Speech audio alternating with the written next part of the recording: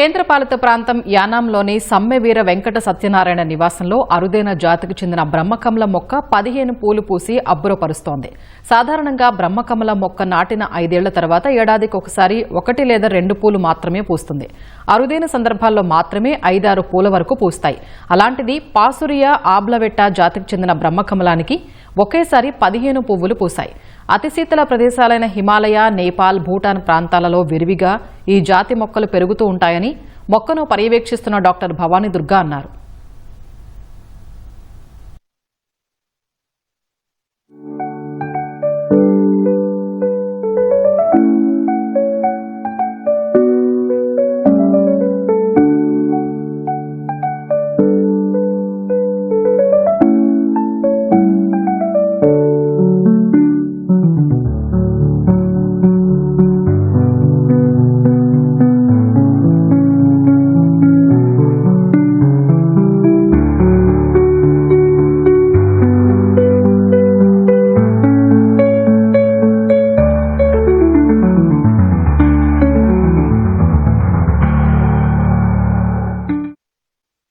మా ఇంట్లో ఇది వేసి 4 సంవత్సరాలు అయింది.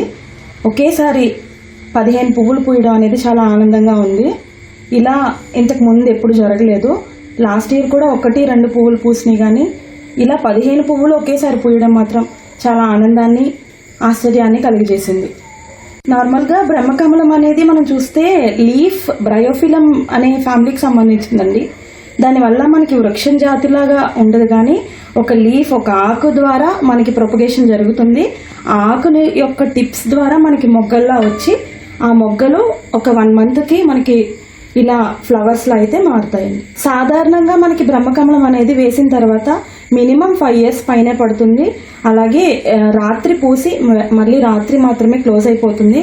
కానీ ఈ రేర్ వెరైటీ బ్రహ్మకమలం మాత్రం రాత్రి పూసి పగలంతా కూడా మనకి విచ్చుకునే ఉంటుంది.